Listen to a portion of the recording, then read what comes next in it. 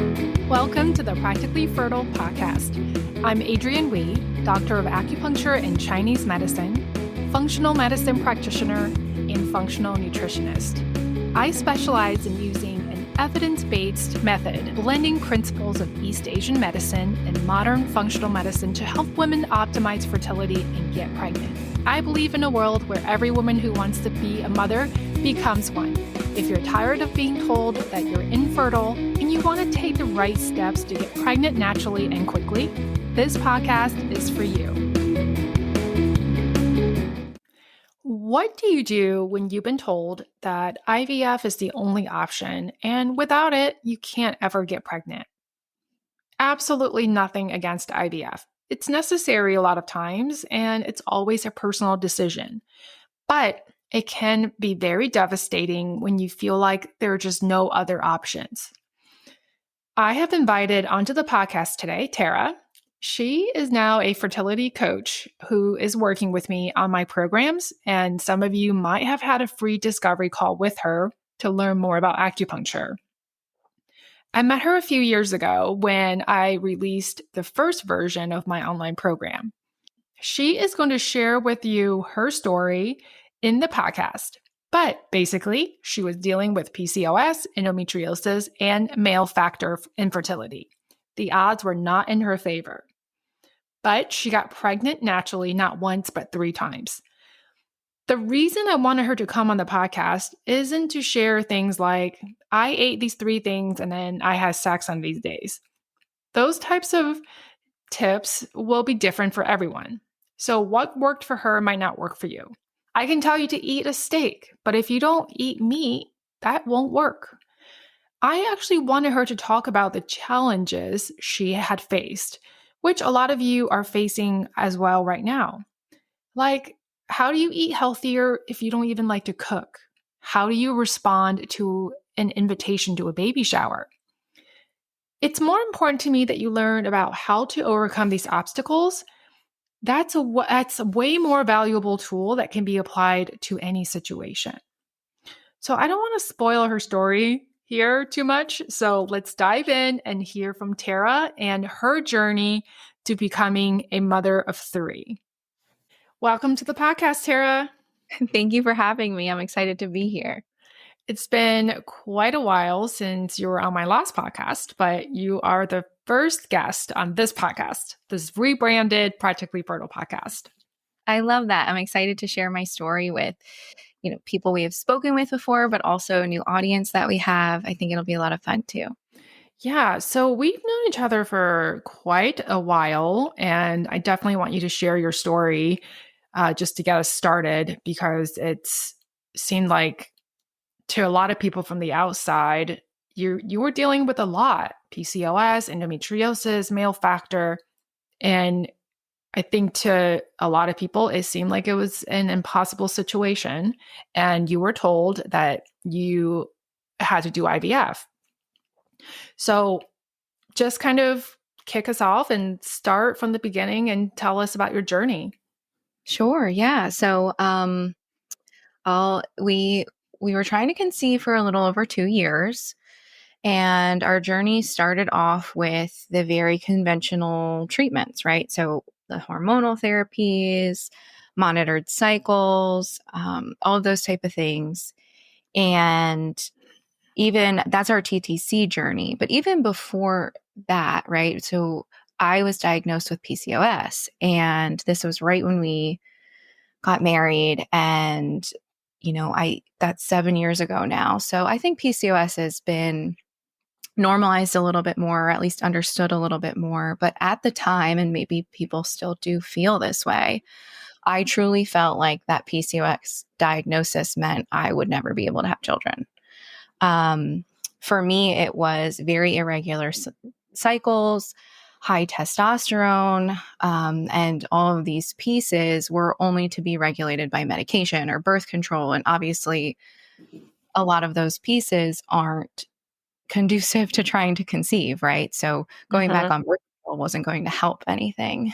So that was really, really difficult. And soon after, I was diagnosed with endometriosis, and I started on monitored cycles and Clomid, and the Clomid made my ovaries over respond. So then we moved to letrozole, which didn't work for me at all. I didn't respond to that medication whatsoever. And it was very defeating. That's really what it felt like. We really weren't getting anywhere. So they actually didn't even test anything to do with my husband until I had already done, I think, 3 medicated cycles. Mm. And at that point, we found out that his numbers were not ideal by any means. And I hadn't even come across any other form of medicine at this point, right? I hadn't met you. I didn't know about traditional Chinese medicine. So this was the only way I knew how to fix anything or how to move forward. Mhm. And it was getting to the point where it almost felt impossible, which I think you mentioned when you first introduced me. And that was really, really overwhelming to feel like, okay, so now we have this other factor. And our next suggestion was, let's do more medicated cycles, and we can do IUI, and we could do trigger shots, and hopefully that'll overcome the numbers that we're seeing from the male factor side as well, because we can control that a little bit more. And we just Do you remember how low the sperm count was? so actually his sperm count was very high. Okay. It was the motility and morphology that were very low. I don't remember the exact numbers though. I should have had them for us, but Okay. yes, but Okay. they were very low. Thankfully, his count was very high, which helped us. But at the same time, even when they did the sperm washing, they weren't getting what they needed because Mhm. of his morphology and motility. Yep. Um, so yeah, so that was very difficult, and I really didn't know what to do next. And in the meantime, I was researching online, trying to find other ways that this could work. What else could we possibly do? And that's when I discovered you, which was very exciting for me. And I started listening to your first podcast. And I started learning about what Chinese medicine was and what that meant for our fertility and how that could help us. And I started dabbling, right? I didn't really know anything yet, but I was learning.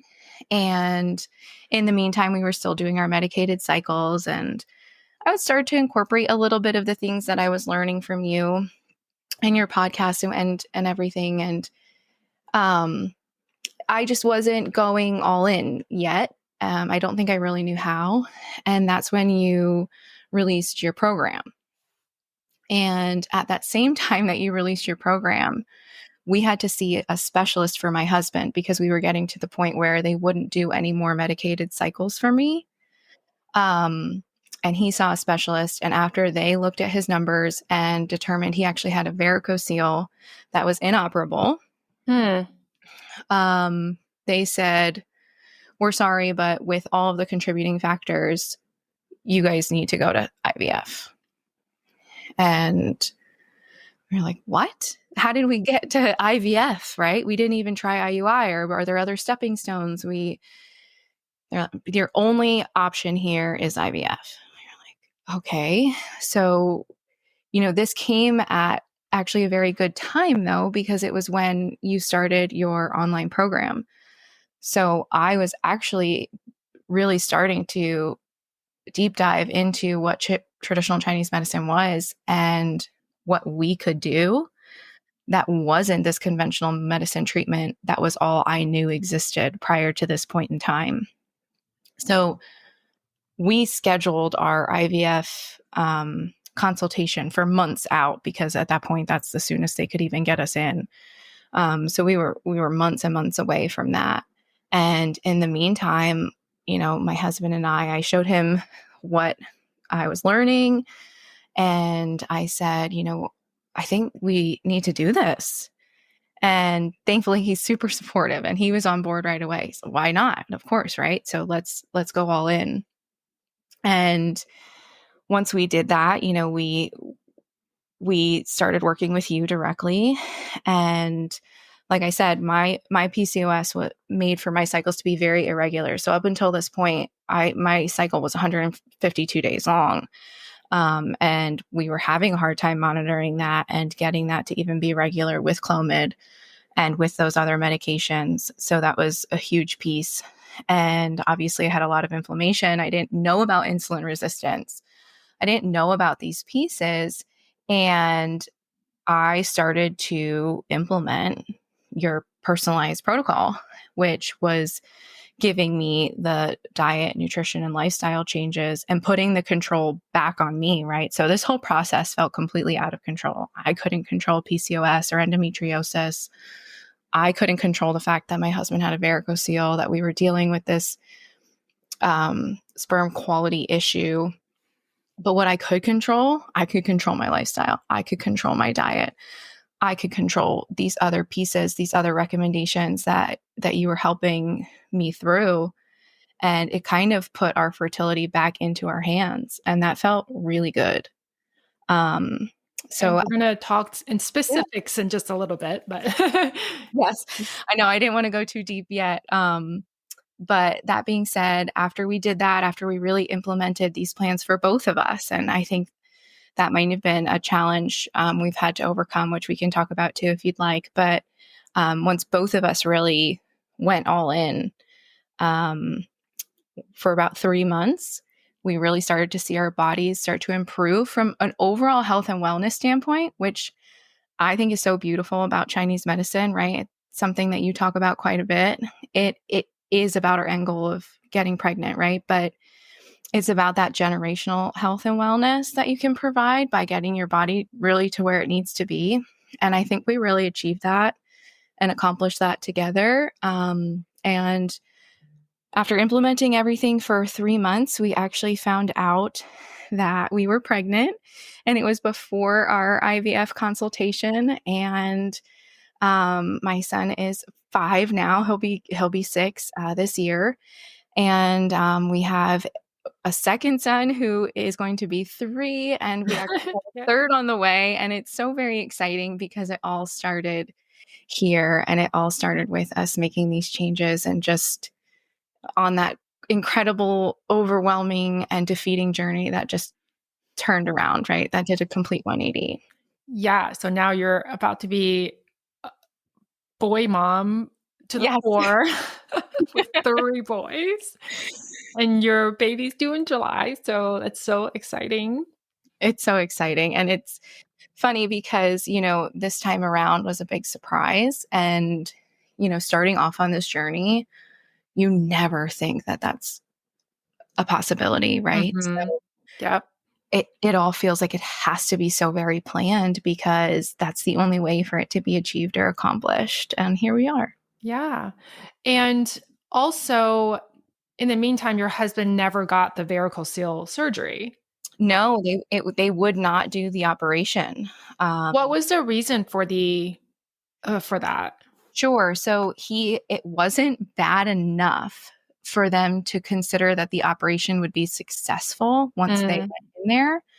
Um, I don't know enough about, the medical terms or anything, but I think that it wasn't bad at how they explained it to us was it wasn't bad enough. So if they would have gone in there, they could have downgraded it kind of to where it was. That's kind of, mhm, but it was bad enough, I guess, in the location and what it was doing that it was impacting his sperm quality mhm. quite incredibly. So that That's like needed, the worst of both worlds. it's like, it's not bad enough. So you don't need surgery, but But right? there's really nothing you could do about it then. And you're like, wait a minute. Where does the endometriosis piece come in? Sure. I think that's a great question. So when I did have my period, which of course we said my cycles were irregular, but when it did happen, it was so heavy and painful. I also had pain during intercourse quite frequently. And I did get surgery in between that whole process, right, to remove that endometriosis. Mhm, They found that it wasn't affecting my uterus as much as it was affecting other areas of mhm. my body. So it was growing elsewhere more frequently. The effects it was having because of that, though, were the pain during intercourse and then, those heavy periods. So, Mhm. and it was causing a lot of inflammation and a lot of pain for me. And that was difficult on top of it all, right? And Right. you're increasing, of course, the amount of intercourse you're having because you're trying to conceive and you have to do it at specific times. So if that just happened to be at a time where my body felt inflamed, we it didn't feel good either because then it felt forced and we had to overcome that too. Like what do we do? Do we give up this cycle? And that had to become okay, right? Because Mhm. I had to listen to my body telling me that, my body isn't feeling good enough for this right now. And the pain that was associated with endometriosis, this could have been the best cycle on paper. My hormones looked great. It was actually a regular cycle and it was hurting me, right? Like during the medicated cycles and things like that. But once we really started to make those changes that I talked about, I really truly believe I know it can't be measured, but that inflammation was starting to reduce and my body was starting to respond better. So I wasn't getting those pains as frequently. So we didn't have those issues as often. Yeah, it can't be measured, but in a way, it can be because you were feeling a difference. Like your quality of life was improving drastically. Absolutely. And I mean, that's a great way to measure it to me. I don't need it to be measured on paper or Right. by numbers. Like, how do you measure your, happiness? Yes, that's a great point. um, awesome. So definitely sounded like you went through a lot, and I think that saying it always seems like it's impossible until it's done, right? At Yeah, first, you're like, I'm never going to get pregnant, and exactly. and that was actually the same thing that my doctor said to me when I was diagnosed with PCOS was, I don't know if this means that you can get pregnant or not. I don't know. Just take some birth control pills. And like you said, like right now, so much more is known about this condition. So I'm really happy about that. So, a plug in, if you have not heard my podcast on PCOS, go ahead and listen to it now. Uh, so, back to your journey and your story. Mhm. Let's start with the hardest thing that you felt you had to do. What was the hardest part about this journey? And, I love that you asked that because it was really the mindset shift, right? So you're it goes off exactly what you said. It's ingrained that you're not going to be able to get pregnant or that it has to be quick, right? You're not going to be able to get pregnant with PCOS, endometriosis, and infertility. We were actually told that you will only get pregnant through IVF. Mhm. And you're also like our society, I think, is looking for very quick fixes. So you expect this to happen quickly, right? You expect, okay, well, this should have happened by now. And I think getting over this should have happened already. I want this to happen tomorrow. Not that part really goes away, obviously. And this, I'm not going to be able to get pregnant. Like those three mindset pieces for me really needed to be overcome. And I think it was number one, a shift in perspective and really understanding that, patience and consistency are key. So the shift in perspective just had to come from myself, sitting down and thinking, what is it for me that is going to help me overcome this? And I utilize Chinese medicine kind of in a powerful way, right? Like this, it gave me power. I mentioned that before. It put everything back in my hands. Yes, and I know we'll talk about this a little bit more, making certain diet changes, making certain lifestyle changes. That wasn't easy. I don't want that to be misconstrued by any means. But putting those things in my hands in the way of I can control these things did bring some ease to that. And then at the same time, helped me overcome that huge mindset piece of I can't get pregnant. No, there is an underlying root cause here, which I began to understand and I began to learn. And I have discovered it. And I have somebody who is helping me learn how to treat that and to treat my body. I just now have to do it. Um, and so of course did my husband. So I was grateful that Mhm. he was willing and open to do that as well.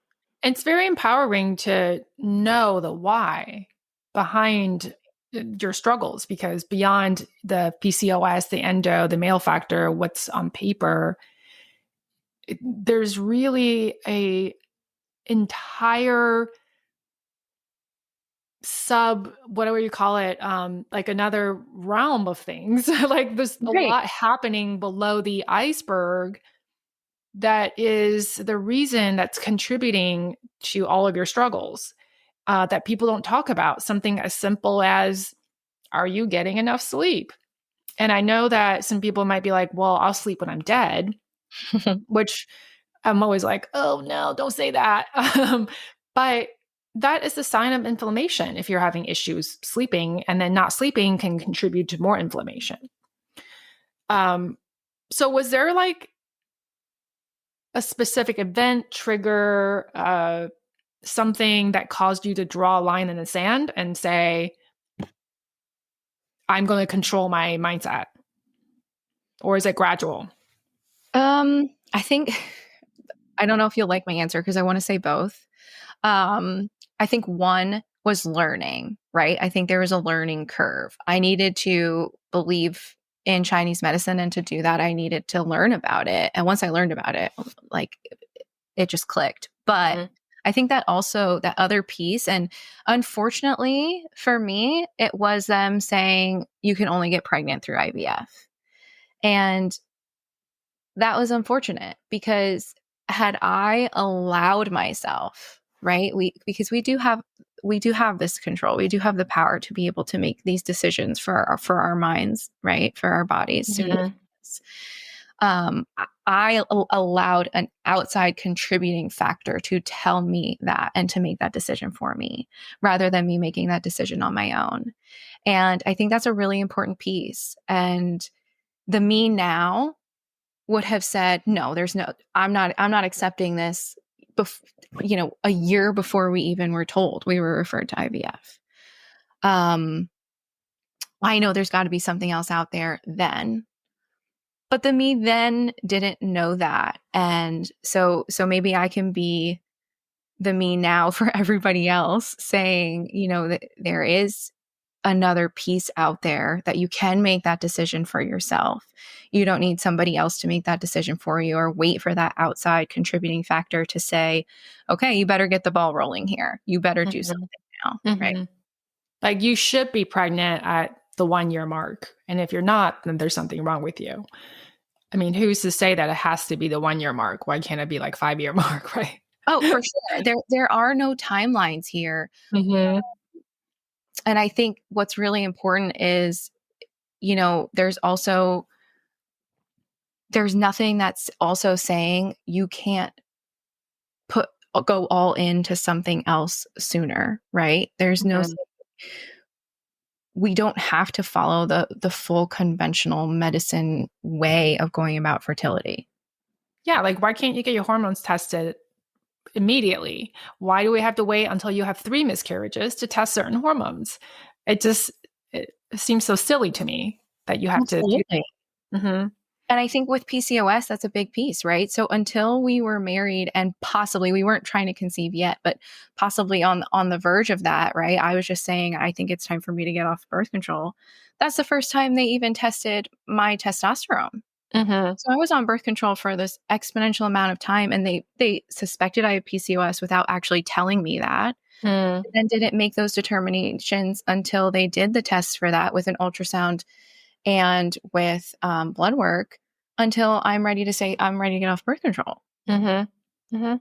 They could have done that sooner, so I could have set my body up for success in a different way sooner, right? And its Yeah. success didn't need to be pregnancy. I wasn't ready for pregnancy yet, but it could have been health and overall well-being, right? And I feel like that was taken away from me in that way, and that was really frustrating. Mhm.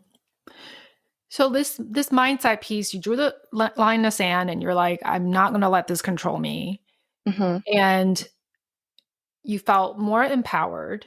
Absolutely. How did you deal with things like, I'm sure a lot of people out there are dealing with the same things? When people kept pestering you about, hey, when are you going to get pregnant? Or Are you guys even trying? When are you going to have kids? How did you deal with that? That's a great question. So I think there's two approaches to that, right? And it's whatever makes you feel comfortable. For me personally, I'm an oversharer. So if you were going to ask me that question, I was going to share. I was going to tell you, actually, we've been trying for quite a long time and it's been a really difficult journey, and this is what we've been doing, and you wouldn't believe the responses I received in the way of shock and Hmm.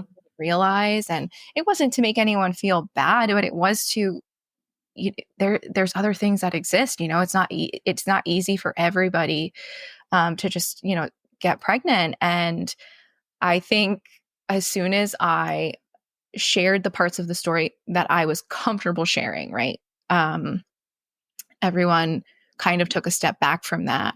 But before I was at that point where I did feel fully comfortable sharing, there were times where I had to formulate an answer. And I did that prior to going somewhere. And I would think, okay, what am I comfortable saying? And for me, that answer was, we're trying and we'll get there when we do. Right. And just either walking away from the conversation or shifting gears if possible. And it Hmm. was the best I could do. I will Hmm. say having a support system during that was really helpful. So my husband, if he was in the middle of the conversation, could do the shifting of gears, right? Or say, that's not something we're discussing right now, or somebody else could take control of the situation. So for me, being really open and honest with my support system, obviously my husband was a part of that, but the additional support system we have, his mom and my mom were really supportive. So if we were ever in situations where we were all together or somebody was asking those questions, it was really helpful to have somebody else step in too. Yeah, definitely. And what about baby shower invitations and Facebook pregnancy announcements when other people are getting pregnant around you, but Mhm. you're still trying? How did you overcome that? I set my own boundaries, right? So, what did that look like? Was that boundary in that moment that, if we did in between have a chemical pregnancy. And while I don't consider that, a full miscarriage by any means, it was made something more difficult in the timing. And I set my own boundary. So, if it was that I had already RSVP'd to a baby shower, but now this happened on my end and I just didn't feel like that was a safe space for me, I reached out to the individual and I explained that. I didn't necessarily say anything about the chemical pregnancy, but I just said that, we're dealing with our own infertility battle right now, and as much as I would love to support you, I'm not in the right space to do that.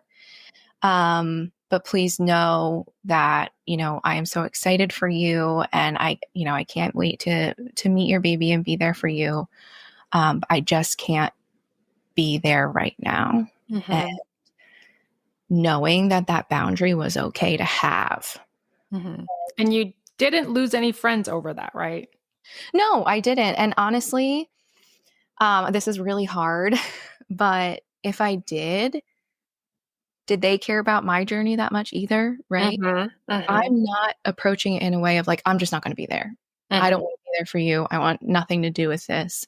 That wasn't my approach. My approach came from kindness and from, where we were struggling. And I needed to set this boundary for myself and for my husband. And if that's what that looked like, that should be okay. Right. So, and it's hard. It's hard to accept that because now you're going through this journey where you need support and you need to be normal and you need to feel like things are normal around you. So it is hard to accept if you lose a friend during that process. I thankfully did not. Hmm. But I could see how people would. Hmm. And that has to be something that you have to know you're okay with. And if you're not, that's okay too. Set a different boundary, but definitely sit down like with your husband or your partner. I think that was the most helpful for me.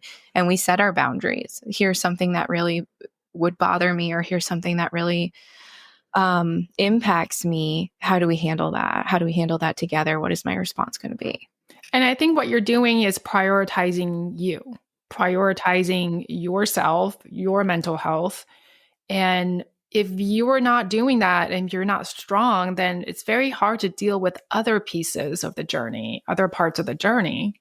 And I feel like um, a, a lot of my patients deal with this too, is they feel bad if they don't go. But at the same time, if they feel like if they go, they'll just be completely devastated. It would be triggering. They'll feel sad and depressed. So it's exactly like you said. You have to draw boundaries that you're comfortable with. And if your decision is to go to the baby shower, then you have to be okay with that too. And if your decision is not to go to the baby shower, that's totally okay, right? So the point is to find out what works for you and don't feel bad about it. Absolutely. Yep. Write it down if you have to. Journal about it. Sit down with your partner. Talk about it. What does that Mm-hmm. look like? Mm-hmm. So that when you go to make that decision, you're comfortable making it, right? Mm-hmm. Whatever it is. And it can be either. And it's okay to turn off somebody's notification for a little bit if they're all they're posting is their baby pictures or maternity photos or something like that. Um, so I think the point here is to really prioritize your feelings, your health. And if other people don't agree with you or you lose friends over it, then like Tara said, they're not really your friends. I'm sorry, but they're not. I know it's so hard because, right, it may be something that they don't understand either. Yeah. Um, but if you feel comfortable, maybe that, and it's a friendship you want to preserve, obviously sit down and have that conversation with them. Mm-hmm. Yeah. People offer more grace, I think, than we give everybody credit Yeah. for. Because there's that fear that Mm-hmm. you're going to be it's that fear that they're going to get mad at you and we don't want to let people down, and if we don't do certain things and we're not being the supportive friend. But then when you talk about it, you're like, oh my god, they're actually really understanding. I'm so glad I told them. So Right. Or maybe you needed support in return, right? It doesn't mhm. need to be giving the support. So And we never know what they're going through, because they might come out and say, oh yeah, like I had 10 miscarriages. I mean, sure. that's extreme, but Right. um I actually did meet a woman who went through 11 IVFs. So Oh my uh, gosh. finally, the last one that she did, like she got pregnant. This was a few years ago, but it's you just don't know what they're going through. Yeah, you have no idea. I'm so Hmm. glad it ended up being successful for her. Right. So Mhm. anyway, so moving on to the next piece is, so now you got your mindset straight Mhm. and you had to make a bunch of changes. Some of the stuff, it's like completely different than what you grew up Absolutely. with. What was your diet like growing up? That's a great question. I grew up in a very German household, and it was also a, you know, coming from like demographically the type of foods that my family grew up with, my, not just me, but my mom and her mom, and the type of foods they would make were really high in carbs, processed, high in fats, all of those type of things, because of course they were less expensive, right? Hmm. So, and even if we were past that point, those stayed as staples to our diet. Hmm. um, and unfortunately, that meant that there was a lot of that. So there was a lot of dairy, a lot of carbs, processed foods. Obviously, I'm a '90s kid too. So like everything else aside, you think about those type of foods, Pop Tarts, Hmm. hamburger helpers, and there's Frosted nothing. Flakes. Yeah, absolutely. Yum. And there's no fault to anybody with that, right? So that was just the norm. Yeah. And Hmm. there wasn't anything else that was being given. It wasn't a focus on fresh and whole foods. And while I wasn't necessarily eating all of those things regularly, still, I was definitely eating way more processed foods. easy things, things that were not necessarily always cooking at home. Um, I don't really love to cook. I still don't. Mhm. I'm really thankful that my husband does because on the days that I don't, I'm really grateful that he takes over. Um, and more often than not now, he is the one that cooks for us, which is wonderful. But Mhm. anyway, that being said, getting rid of those pieces was difficult, right? Because those things were highly contributing to my factors in my body, right? I know that um, processed foods, a lot of sugars aren't great for anybody. But with PCOS and endometriosis, they're going to increase insulin resistance and really contribute to that inflammatory factor. So I had to get rid of them. Mhm. Mhm. And that wasn't easy. What were okay, so besides the fact that you grew up with this, these Mhm. foods were convenient, what else was particularly difficult about making these changes? For example, did you feel like ha- cleaner foods or less processed foods tasted bad, worse? Like your taste buds couldn't get used to them? Did you feel like making these changes because you didn't have time, like it was hard? What were some other challenges surrounding having to make these changes? Absolutely. Time management and actually cooking them. Hmm. I I think a lot of people can relate to that. Meal say planning is not my favorite either. So, no. I am not a planner when it comes to meals like that. I want to eat what I'm hungry for, and even if I do plan it, by the time I get around to eating it, probably not hungry for it, right? hmm So, hmm that was a huge piece, still is. Um, and the second piece to that is I don't like to cook.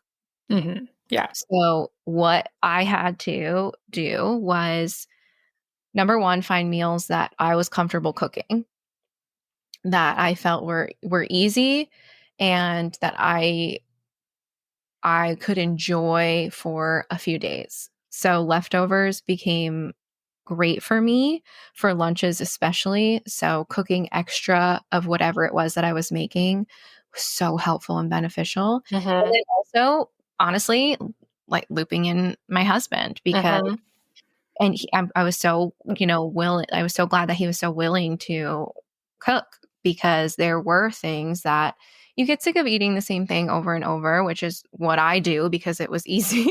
hmm um, so when we did it together as a team, it really helped because he cooked the things that I didn't want to cook, but it really helped to diversify what we were eating. Um, Give me an example. Like what Sure. type of, like, did he cook the protein and then you made the side dishes? Um, yes, or, I really don't like cooking chicken.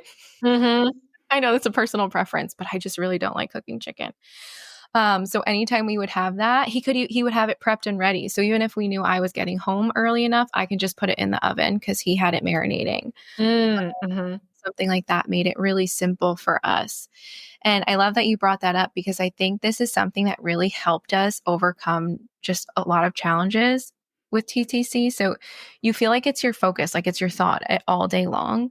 And what got rid of that was focusing more on things like this. How could we make meals together? Now we were trying to just build a new routine over cooking foods in our home. hmm That, while it was still directly related to trying to conceive, that didn't then have to be our focus. Our focus was on how can we eat healthier? How can we nourish our bodies? And hmm how can we do that in a timely manner and in a hmm way that fit both of our schedules, or in a way that we would have something that we could eat and enjoy, right? Well, it's also like bonding, eh, and feeling and spending time together without it having to be, hey, I'm ovulating. This is the time that we're going to spend together, right? It's like you guys are spending quality time without making it so obviously be about trying to conceive. Oh, absolutely. And if it were to be, a day where we knew we were both going to get home a little bit earlier, or maybe it was the weekend, he would focus on the main course and I could focus on dessert. Mhm. or I Mhm. could focus on the sides, like you said. And I think the other piece was really just breaking everything down into smaller, manageable steps. It didn't have to be this gourmet meal that we Mhm. were making, right? So Mhm. I think that's another misconception I had going into it. Like, well, how am I going to make this? I'm not a chef, right? Mhm. Uh, Mhm. looking at a recipe that had all of these ingredients and all of these steps, when really when you break the recipe down, you don't need all of those ingredients to achieve the same outcome. Yeah. Because Um, you don't have to cook like Bobby Flay. You don't have to be an Iron Chef. right. In fact, their recipes, I'm like, this is way beyond my skill set. So I'm happy just to do a little stir fry, and call it a day. Exactly. Find a new recipe or just adjust the recipe you have to make Yeah. it fit what you have. Mhm. Mhm. I found that getting rid of um, the processed sides was really hard for us, Mhm. whether that be certain types of pastas or like ready sides or how we were cooking our rice or eating French fries. And that just took a shift in because it's actually just as quick to make homemade French fries. Mhm. I didn't even realize, but it is just as quick. Mhm. Yeah. Um, I mean, I buy the Alexia brand sometimes and sure. just kind of Yeah, throw it in the oven, so it's still fries, but it's baked. And absolutely. Huge Mhm. difference. And I think you don't realize it's not like, oh, now I can't ever have French fries again. Mhm. And I think that all or nothing perspective makes the eating nutrition piece of it difficult too. So much Rather, harder because you're going into it thinking, I'm gonna have to cut out coffee. I'm gonna have to cut out alcohol. I'm gonna have to, there goes my social life. I can't have a cheese dip. I can't have a sandwich if I want to. Um, right.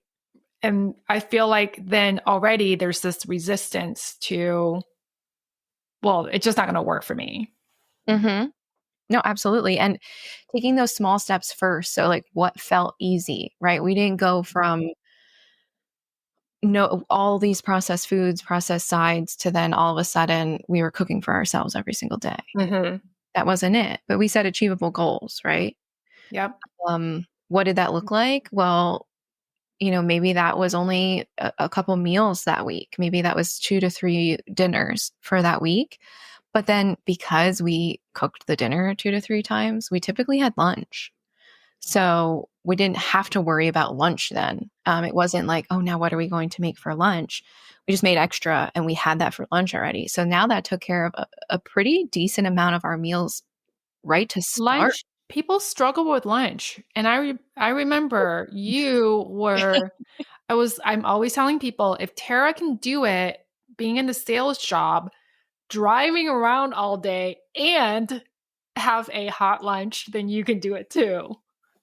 Oh my gosh, I know. I was, what am I going to eat for lunch? I can't eat a hot lunch. And I had it in my head, no matter Mhm. what you said, that I could Mhm. not have this hot lunch. Mhm. Mhm. And I really just had to find the right type of thermos to be able to put Mhm. it in and how to, preheat it and all of those Yeah. things and what healthy snacks to take because when you're driving and Yeah. traveling, you just want to eat the whole time I mean, you're your driving. car was your office, Yeah, right? So like you just had to absolutely. drive around all day. Right. So that was definitely a challenge. And having those preparing, like, I don't want to call them snacks, but they are snacks. Mhm. Preparing snacks for the week was so helpful. That just had me so ready. And I didn't, when I stopped at a gas station, I wasn't buying junk. Mhm. Yeah. I already So had some. planning is the key, right? It is. It is at the end of the day. But I will say, I I found a way. So for me, meal planning snacks was important, right? Mhm. I didn't necessarily, now we plan our groceries that we purchase. We planned the groceries we were going to purchase, but we didn't then meal plan. But we had an idea of what meals we could make.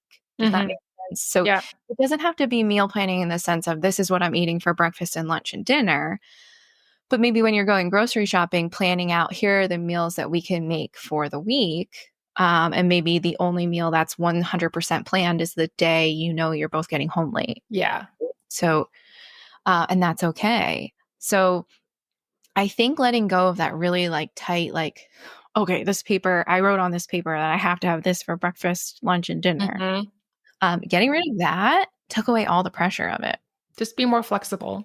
Absolutely. And Yeah, maybe that's you feel like eating out that day.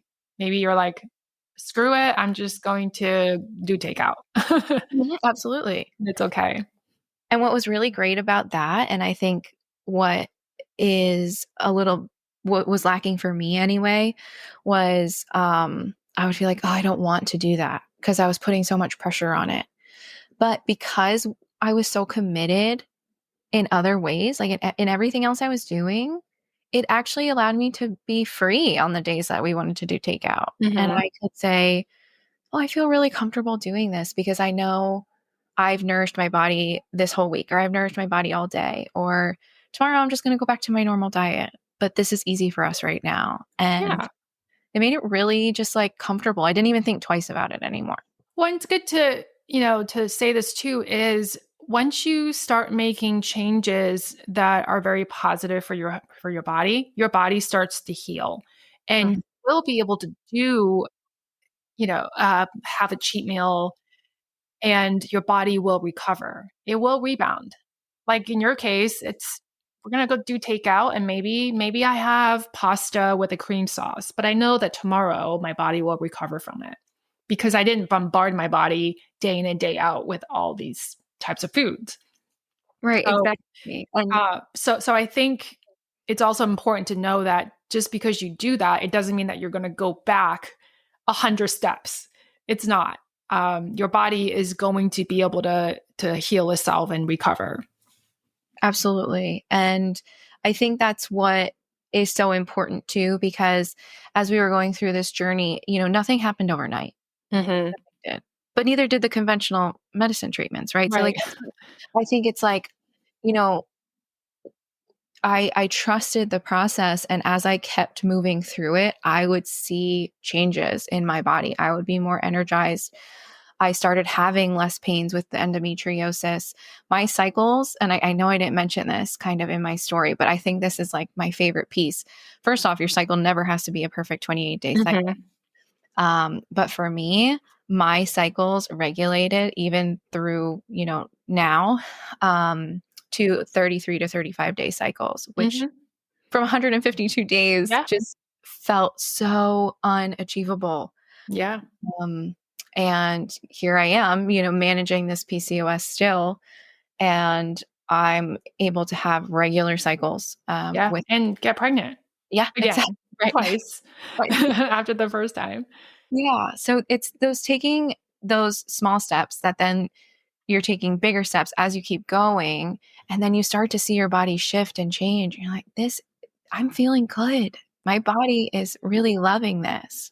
And I want to make sure that we talk about this. When you told me that when you started doing the NutriSync protocol, which Mhm. to it is a little intense and intimidating at first because it requires you to eat according to your archetype and the time of the cycle. And Right. and that's something that we're working on, by the way. It's just making it very easy for people to know exactly what to eat. But back then, when I first started, the first version of the NutriSync, you told me a strategy that really helped you keep track of what you have to eat. It did. Yeah. So, because we were given, all the food lists for each pattern, and then, manage them, like you said, through the different phases of the cycle and through our patterns. But what I did first was I had two predominant patterns for myself, two primary patterns, and so I printed it all out and I just threw everything else away except my two patterns, and I knew that okay, this is also for this phase and this is also for this phase, and that's what I focused on. I looked at my one pattern for a certain part of my cycle and my other pattern for the next, and once I really got into the swing of that, I started to incorporate the others, Mhm. and that was really really useful for me. And then I just reprinted everything out and I had everything that I needed in front of me. But that was a way for me to say, okay, let's move this other stuff away and cut out the other things that are um, kind of overwhelming me. And I'm just going to focus on what I know is my primary Chinese medicine pattern. And I'm going to focus on Just those making, foods. yep, and doing the best I can with that. And once I felt like really good about that, and like I said, I kept it simple. So I picked a protein, I picked my veggies, and then whatever, little like side starch or what have you that, Like a fruit or something. yeah. And I focused on just choosing something from each part Yeah. of the list. And it just made it so simple.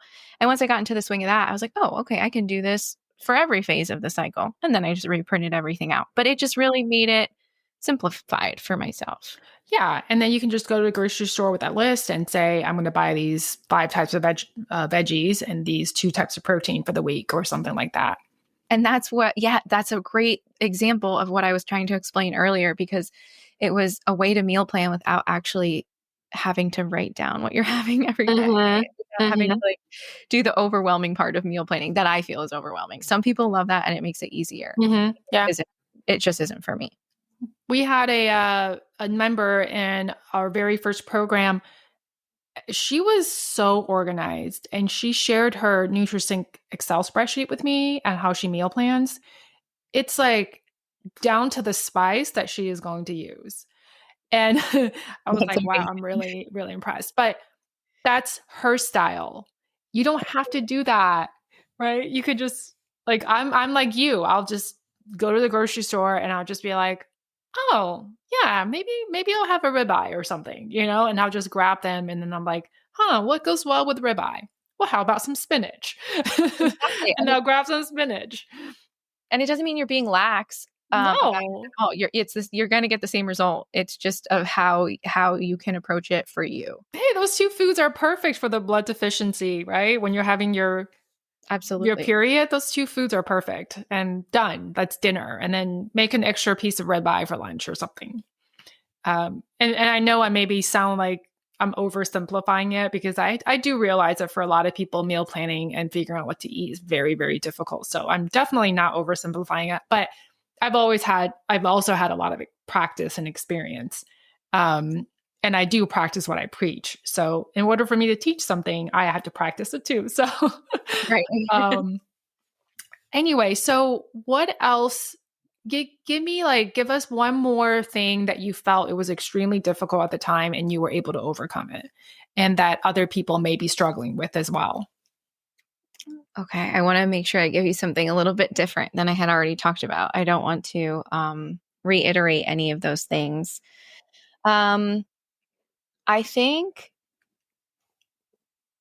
so. As I know, I said my partner was super willing, like my husband's super willing to make the changes, but I think also prioritizing him just as seriously as myself. Mm. That was a really big piece because a lot of people don't talk about male factor infertility, and I know that that was a part of our journey, but that existed, and that was a big reason we were referred to IVF for us.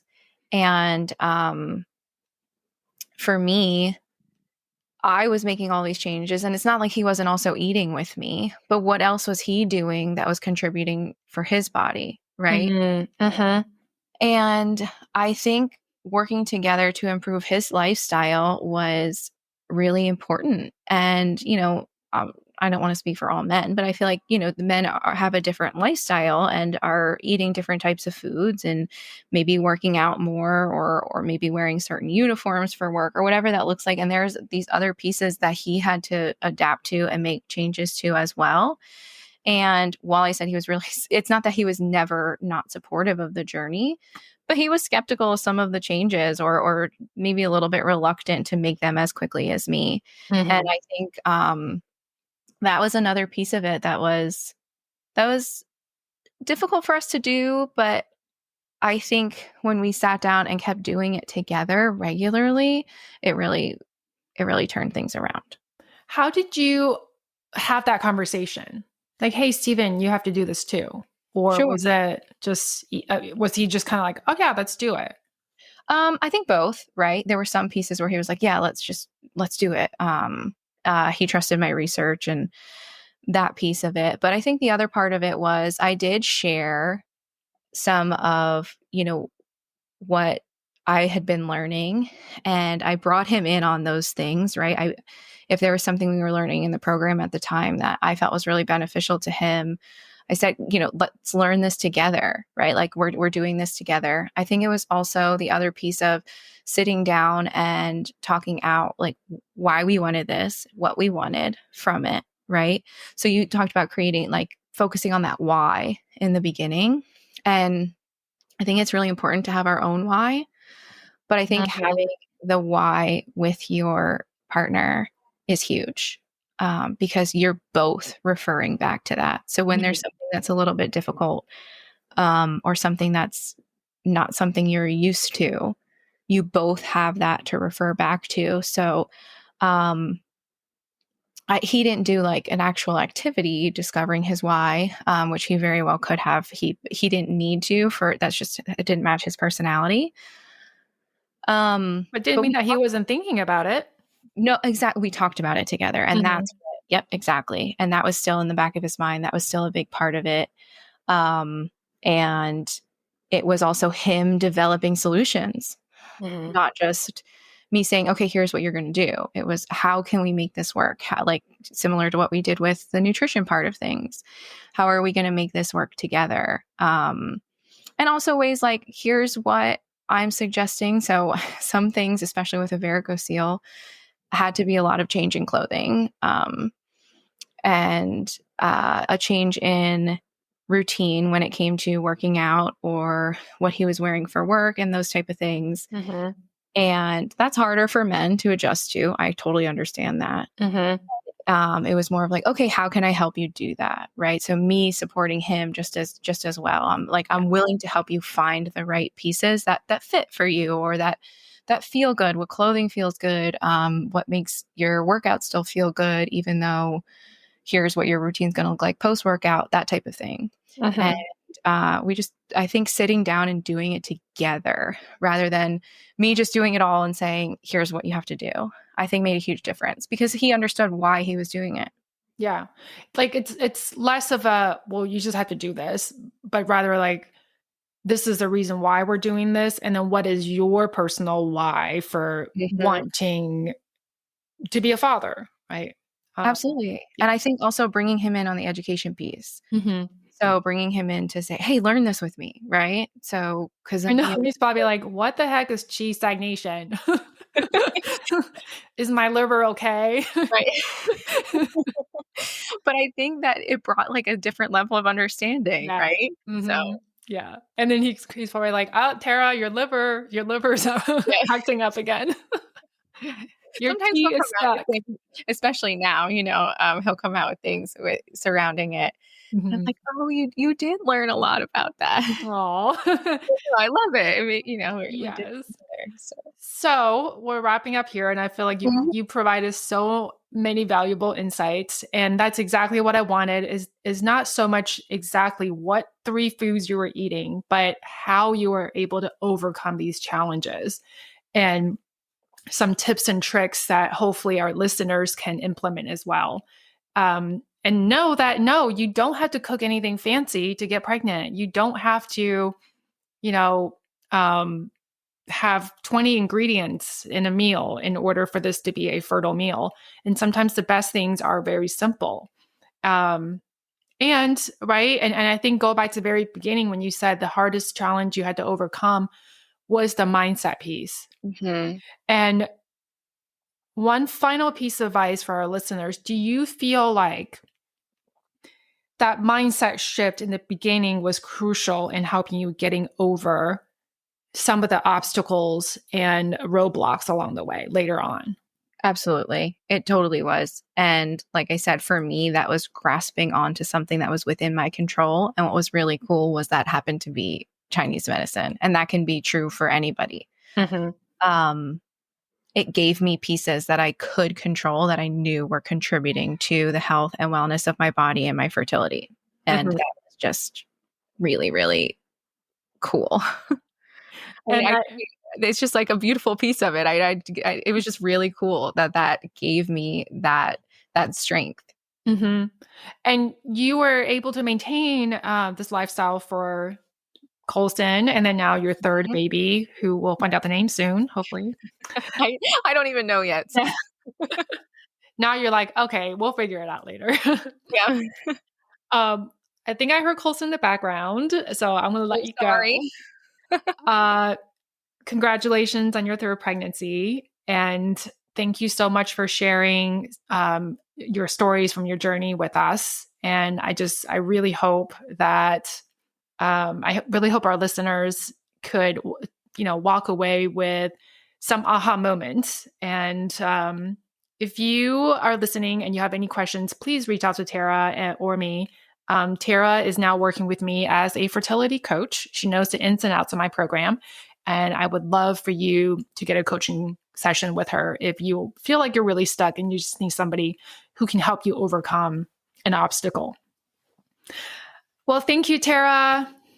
Thank you so much for having me. I loved being here, and I look forward to, working with everybody that we come across. And I hope that my story resonates with somebody. And I hope that this brought somebody peace and hope today as well.